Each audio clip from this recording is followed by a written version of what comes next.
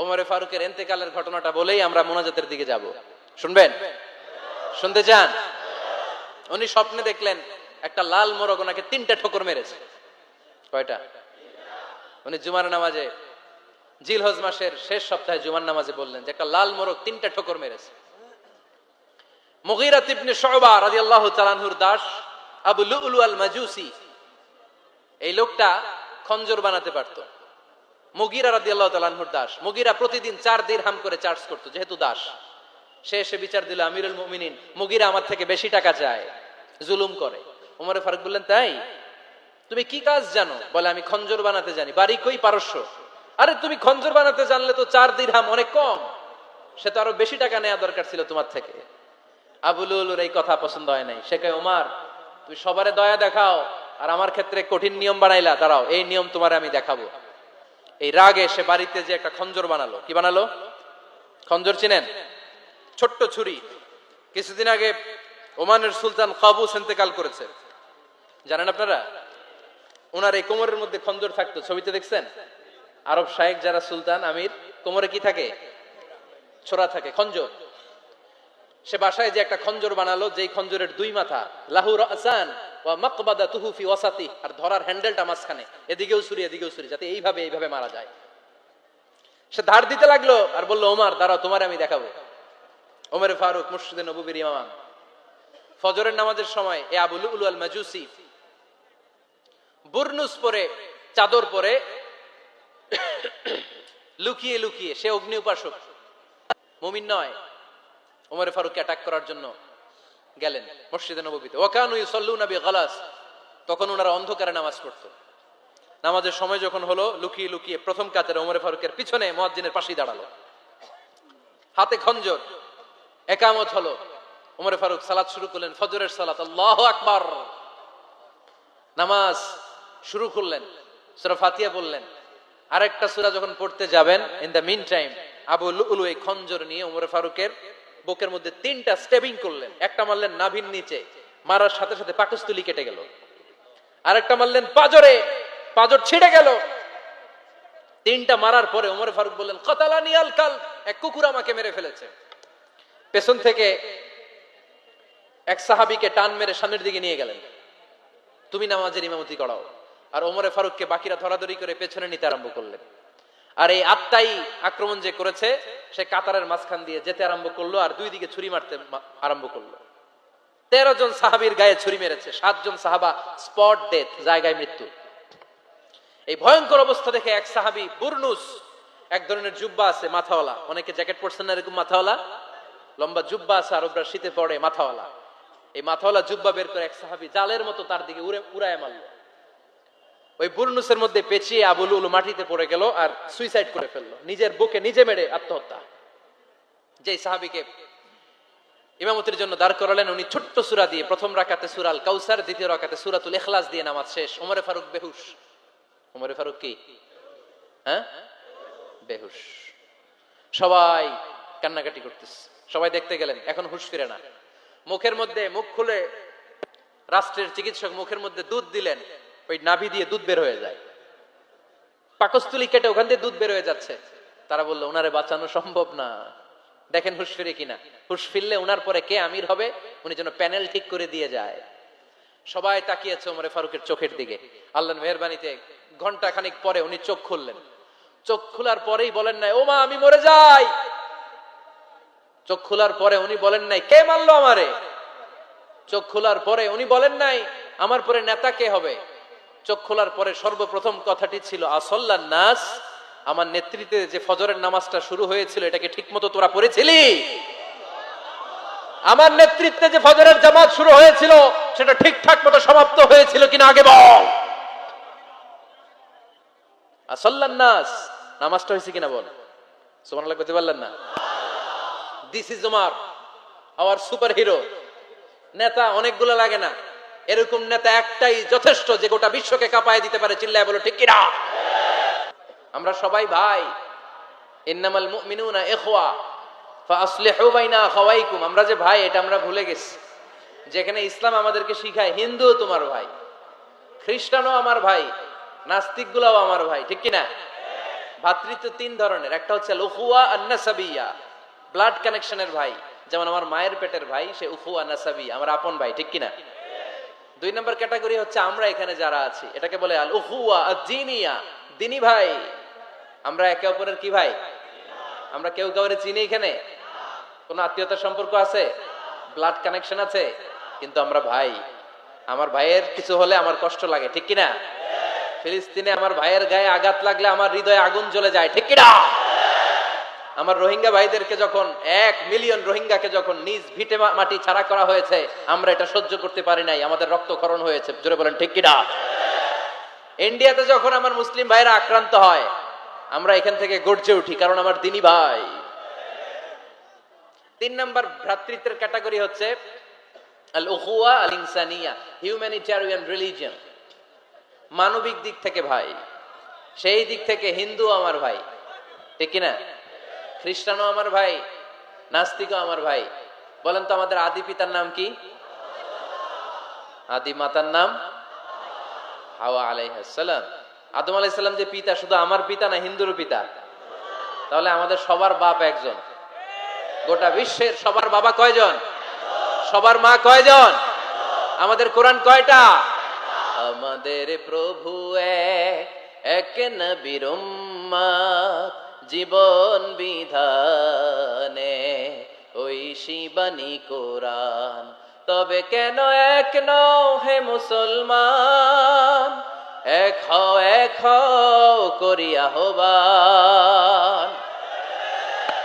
বাইতুল্লাহ এক, মদিনা শরীফ এক, উহুদ পাহাড় এক, বদরের মাঠ এক, ঠিক কিনা? বাইতুল্লাহ এক, মদিনা শরীফ এক, উহুদ পাহাড় এক, বদরের মাঠ এক। একটা তো জীবন আর মরণ যে একটাই, একসাথে মিলে মিশে একটাই প্রাণ।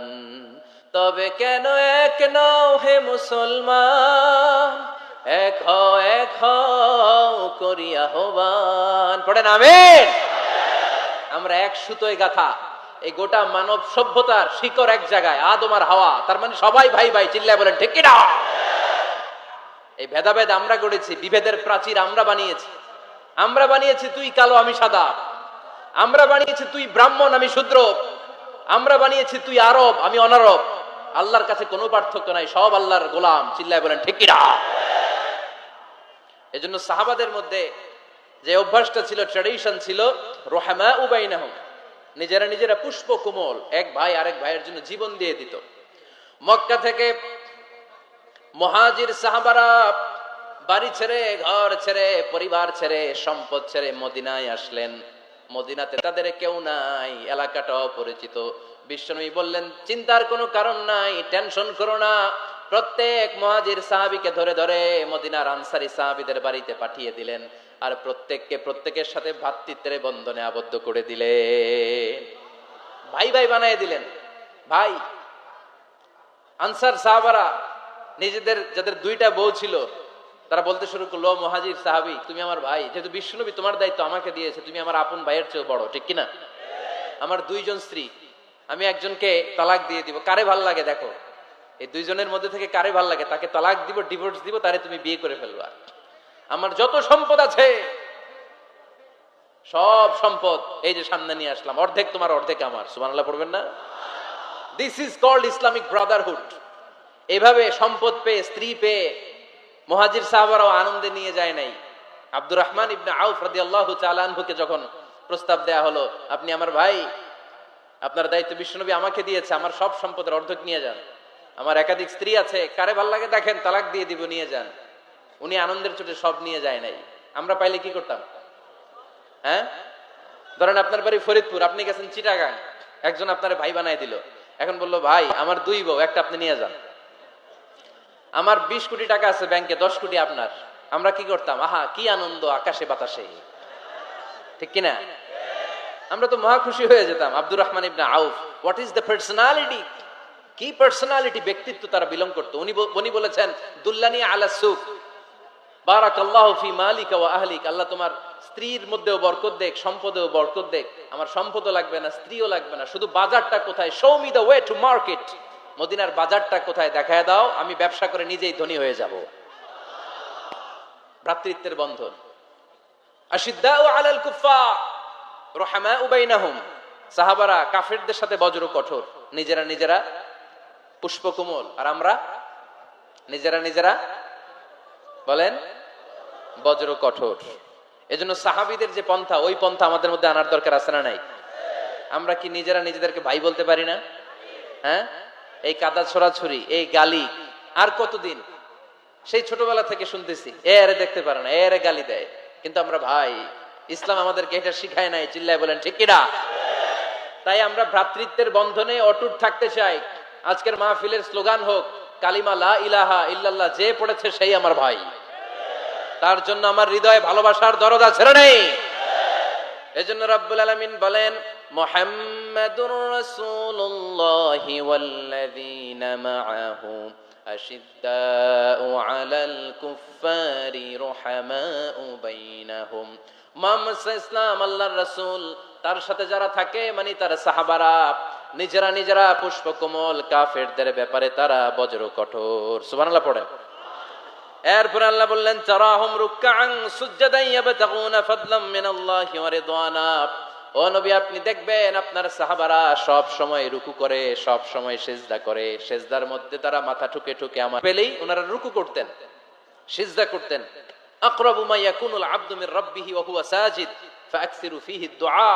বান্দা যখন সিজদায় লুটিয়ে পড়ে, বান্দা তখন আল্লাহর সবচেয়ে কাছে চলে যায়। আমরা যখন সিজদা দেই তখন আল্লাহর কাছে চলে যাই। কখন কাছে চলে যাই? যখন কি দেই?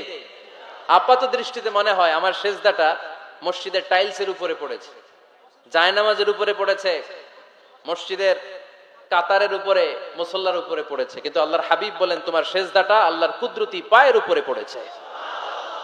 সাহাবীরা সব সময় রুকু সিজদায় পড়ে থাকতেন, আল্লাহর কাছে তারা চাইতেন। তাই আমাদের মডেল হবে সাহাবারা।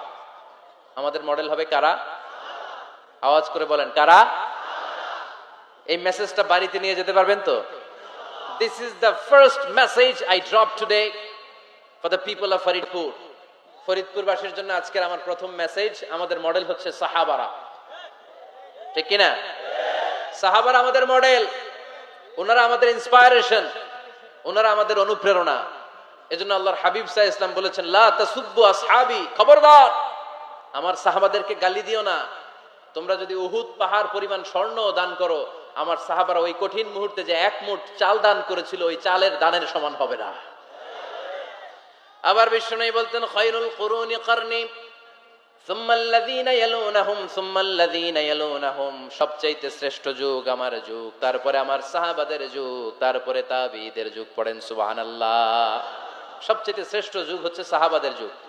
নাকি এখন প্লেন আবিষ্কার হয়েছে, রকেট আবিষ্কার হয়েছে, মডার্ন টেকনোলজি সব আমাদের হাতে, এজন্য এই যুগটা শ্রেষ্ঠ নাকি?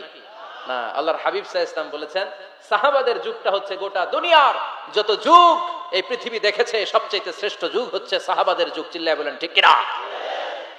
আবার আল্লাহ বললেন রাদিয়াল্লাহু তাআলা আন, রব্বুল আলামিন দুনিয়ার কোন গোষ্ঠীর ব্যাপারে, দুনিয়ার কোন জাতির ব্যাপারে, দুনিয়ার কোন মানুষদের ব্যাপারে রেদওয়ানুল্লাহ, আল্লাহর সন্তুষ্টির কথাটা বলেন নাই, শুধু বলেছেন কেবলমাত্র সাহাবাদের জন্য।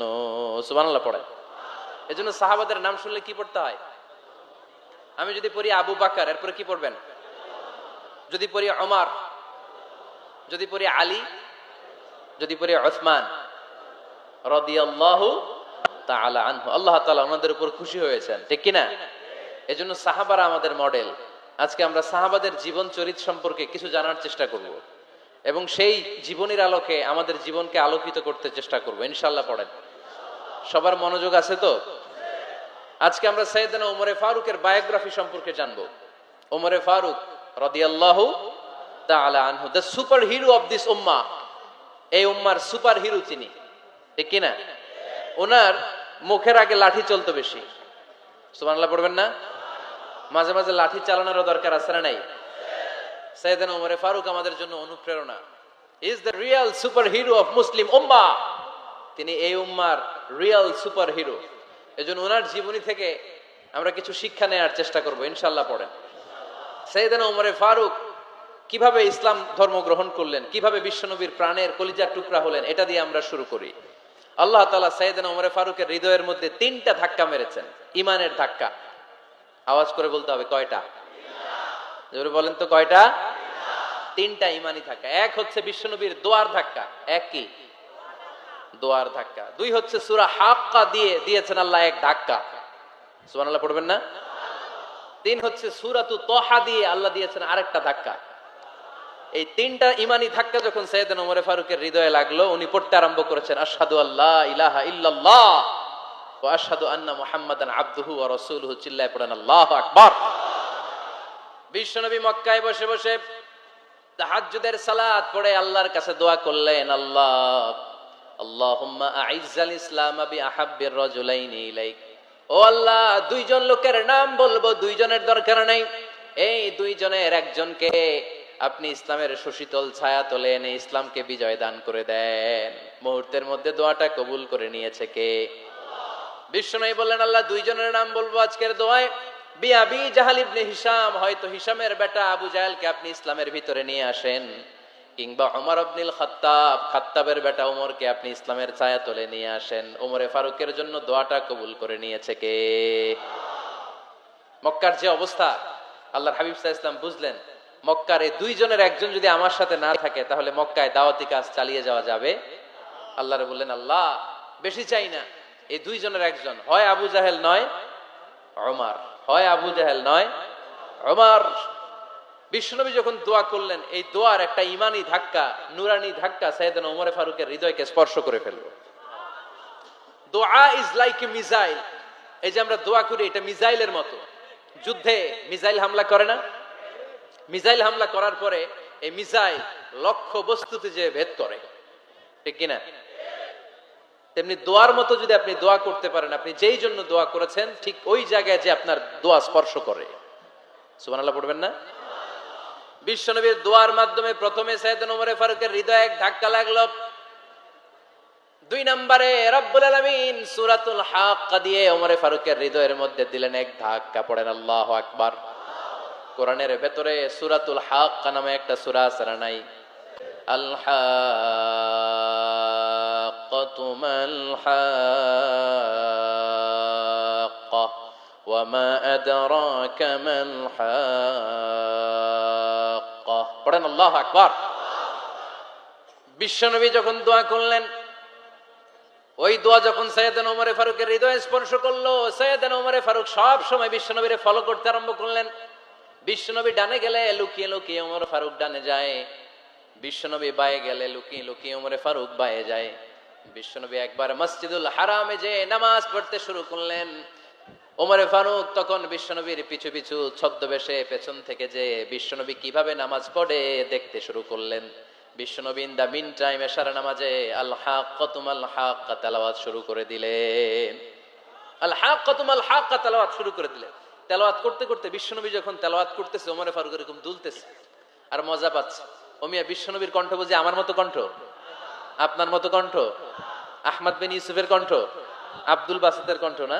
আহা, বিশ্বনবীর গলায় যে কি সুরের ঝংকার আল্লাহ দিয়েছেন, কি সুরের লহরী আল্লাহ দিয়েছেন, একবার যে শুনতো পাগল হয়ে যেত।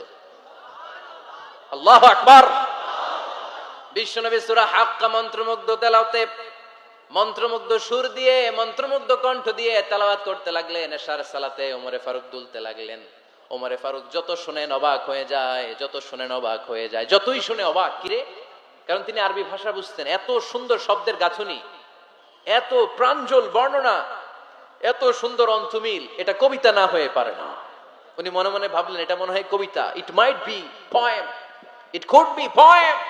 মুহাম্মদ মনে হয় কবি হয়ে গেছে, তার কাব্য প্রতিভা দিয়ে সে এটা বানিয়েছে। তা না হলে এত সুন্দর কথা, এটা কবিতা না হয়ে পারে। ইন দ্য মিন টাইম বিশ্বনবী কিন্তু দেখতেছে না যে পেছনে ওমর। বিশ্বনবী তেলাওয়াত করছিলেন, ইন দ্য মিন টাইম বিশ্বনবী পড়ছিলেন, ওমা হুয়া বিকাউলি শাইরিন কলিলাম মা তুমিনুন। এই আয়াতের অর্থ হলো, এটা কোনো কবির কথা নয়, খুব অল্প সংখ্যক লোকই তোমরা ঈমান আনো। সুবহানাল্লাহ পড়ে। এটাকে বলে কোইনসিডেন্ট। কোইনসিডেন্ট, হুট করে অনেক সময় মিলে যায়, যায় কি যায় না? আপনি একজনের কথা ভাবতেছেন ভাবতেছেন, বাজারে গেলেন, বাজারে যেই দেখেন ওই লোকটা দাঁড়ায় আছে, এরকম হয় কি হয় না? কোইন্সিডেন্ট। ওমরে ফারুক মনে মনে যেটা ভাবতেছে ওই কথা দিয়ে বিশ্বনবী তেলাওয়াত করতেছে, আল্লাহু আকবার।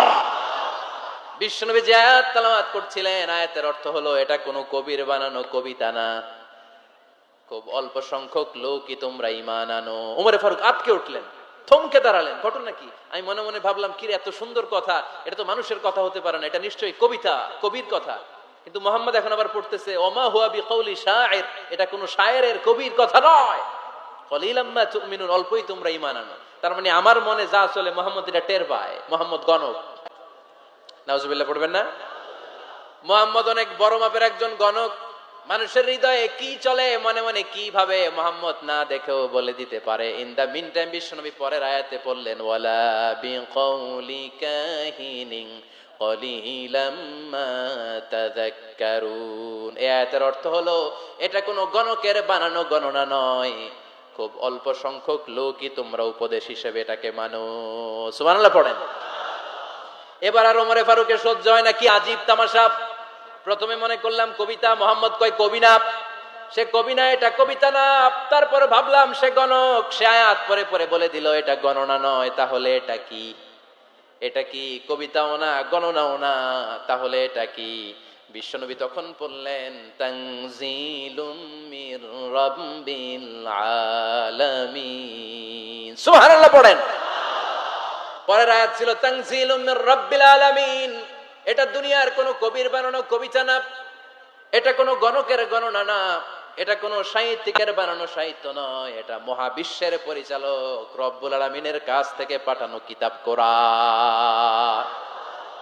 সূরা হাক্কার ধাক্কায় ওমরে ফারুক কাইত। প্রথমে ধাক্কাটা লাগলো যে দোয়া। বিশ্বনবী তাহাজ্জুদে কেঁদে দোয়া করলেন, আল্লাহ হয় আবু জাহেলের দিবা নাইলে ওমরের দিবা। ওই দোয়া ওমরে ফারুকের হৃদয়ে ছোঁয়া লেগেছে। এরপরে হাক্কা, সূরাতুল হাক্কা দিয়ে দিলে এক ধাক্কা। এই ধাক্কা খেয়ে উথাল পাথাল হৃদয়ের মধ্যে, হায় রে, এ কি বাণী, এ কেমন কথা, কে মুহাম্মদ? তারপরে শয়তানের ওয়াসওয়াসা আছে না নাই? আল্লাহ বলে যতই ওয়াসওয়াসা ওমরকে দেয়া হোক, আমি ওমরে ফারুককে এই মুসলিম উম্মতের সেনাপতি বানিয়ে ছাড়বো, আমি সেনাপতি বানাবো। এবার 3 নাম্বার ডোজ। ডাক্তারের কাছে গেলে প্রথমে দেখবেন সিম্পল ডোজ দেয়, নরমাল ওষুধ, এটাতে কাজ না হইলে ডোজ বাড়ায়, একেবারে কাজ না হইলে অ্যান্টিবায়োটিক মারে, আছে না নাই? আল্লাহ প্রথমে দোয়ার ছোঁয়া লাগালেন, তারপর সূরা হাক্কা দিয়ে ধাক্কা মারলেন, এরপরে রব্বুল আলামিন বলেন এবার 3 নাম্বার ডোজ সূরা তহা দিয়ে আমি তোমার হৃদয়টারে উজালা বানায় দেব রে ওমর। শয়তান দিক দিয়ে ওয়াসওয়াসা, খেলা দুই দিক থেকে চলতেছে। আল্লাহ তাআলা হেদায়েতের রাস্তায় টানছে, শয়তান জাহান্নামের দিকে টানছে। ঘোষণা দেয়া হলো মক্কায়, মুহাম্মদের মাথা কেটে এনে দিলে এত এত স্বর্ণ মুদ্রা দেয়া হবে। ওমরে ফারুক রাজি হয়ে গেলেন, নাঙ্গা তলোয়ার নিয়ে বিশ্বনবীর মাথা কাটার জন্য ছুটলেন। নাউজুবিল্লাহ পড়বেন না? বনু জাহরা গোত্রের এক লোক বলে, আইনা ইয়া ওমর, কই যাও? মুহাম্মদের মাথা কাটতে যাই। আরে মুহাম্মদের মাথা কাটতে যাও? তোমার বোন ফাতিমা বিনতে খাত্তাব আর তোমার বোন জামাই সাঈদ কদ সাবা, এরা তো ধর্ম ত্যাগ করে ফেলছে, এটা তো আমাদের ধর্ম ত্যাগ করে মুহাম্মদের ফলোয়ার হয়ে গেছে। আগে ওমর ঘর সামলাও, পরে মুহাম্মদের মাথা কাটতে যেও। ওমরে ফারুক অবাক হয়ে গেলেন, তলোয়ার নিয়ে বিশ্বনবীর দিকে না যে নিজের বাড়ির দিকে চলে গেলেন। বিশ্বনবীর আপন বোন ফাতিমা বিনতে খাত্তাব, বোন জামাই সাঈদ আর খাব্বাব রাদিয়াল্লাহু তাআলা আনহু, তিনজন মিলে সূরা তহা তেলাওয়াত করছিলেন। পড়েন সুবহানাল্লাহ। মক্কায় লুকিয়ে লুকিয়ে দাওয়াত হতো। খাব্বাব রাদিয়াল্লাহু তাআলা আনহু একটা চামড়ার ফলকের মধ্যে সূরা তহার কয়েকটা আয়াত এনে ওমরে ফারুকের বোন আর বোন জামাইকে শিক্ষা দিচ্ছে, ট্রেনিং দিচ্ছে। সুবহানাল্লাহ পড়েন। লুকিয়ে লুকিয়ে ওমরে ফারুক যখন ঘরে চলে আসলেন, এরা তটস্থ হয়ে গেল। সাইয়েদনা খাব্বাব বিছানার তলায় লুকিয়ে গেলেন। ওমরে ফারুক বললেন, দরজা খোলো। ফাতিমা বিনতে খাত্তাব দরজা খোলার পরে নির্মম ভাবে সাইয়েদনা ওমর রাদিয়াল্লাহু তাআলা আনহু বোনের গায়ে আঘাত শুরু করে দিল। বোন জামাইকে আহত করতে শুরু করলো আর বলতে শুরু করলো, তোরা পাগল হলি কেন? কি আছে ওই মুহাম্মাদের মধ্যে? কি জাদু নিয়ে সে এসেছে? সে যাই বলে লোকজন পাগল হয়ে যায়, সবাই তার উপর কালিমা পড়ে ঈমান এনে ফেলে। কি এমন জিনিস তোদের কাছে আছে যেটা দেখে মুহাম্মদকে তোরা ভালোবাসলি? কি আছে? কি পড়তেছিলি আমারে দেখা? ফাতেমা বলে, ইন্নাকা রিজসুন লা ইয়ামাসসুহু ইল্লাল মুতাহহারুন। ও আমার ভাই ওমর, তুমি নাপাক। তুমি কি? লা ইয়ামাসসুহু ইল্লাল মুতাহহারুন, পবিত্রতা অর্জন না করে এই কোরআন ধরা যায় না। সুবহানাল্লাহ পড়েন। উমরে ফারুক গোসল করে আসলেন, কারণ ধাক্কা তো আগে কয়েকটা খাইছে, কথা বোঝেন নাই বোধহয়। প্রথমে দোয়ার ধাক্কা, পরে কোন সূরা দিয়ে ধাক্কা? হাক্কা দিয়ে ধাক্কা। 3 নম্বরে এখন আরেকটা ধাক্কা খাবে। গোসল করে আসলেন। ফাতেমা বিনতে খাত্তাব বললেন, গোসল যখন করে এসেছেন এই নেন। উমরে ফারুক এবার চামড়ার কাপড়ের মধ্যে সূরা তহার প্রথম আয়াতের দিকে নজর করলেন। নজর করেই কোরআনের প্রেমে পড়ে গেলেন। পড়েন সুবহানাল্লাহ।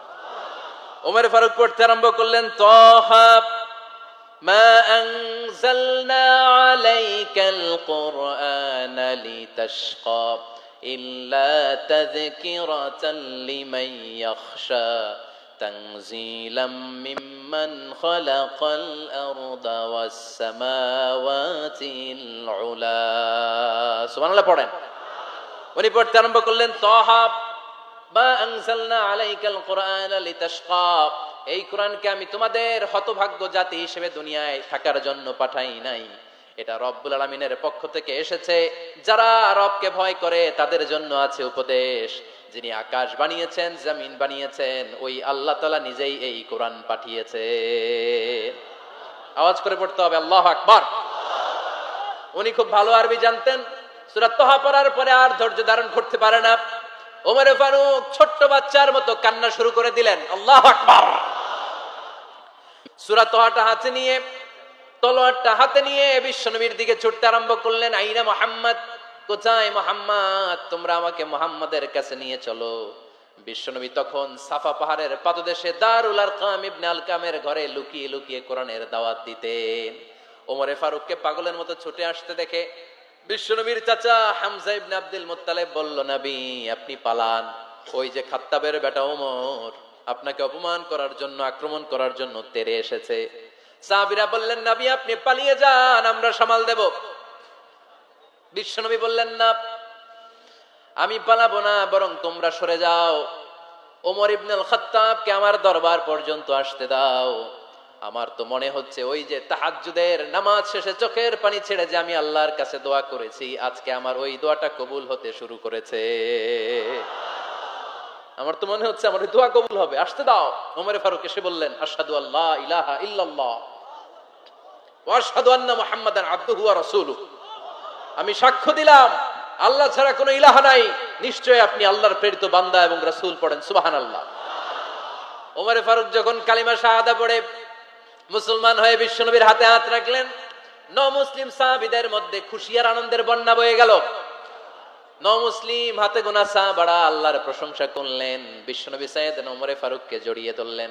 ওমর ফারুক এবার বিশ্বনবীরে বললেন, নবী গো, আলাসনা আলাল হক, আমরা কি সত্যের উপরে আছি নাকি আমরা ভুলের উপরে আছি? বিশ্বনবী বললেন, বালা নাহনু আলাল হক, আমরাই সত্যের উপরে আছি। সুবহানাল্লাহ পড়েন। আলাসনা আলাল হক, নবী আমরা কি সত্যের উপরে নাই? হ্যাঁ অবশ্যই ওমর, তুমি সত্যের উপরে আছো।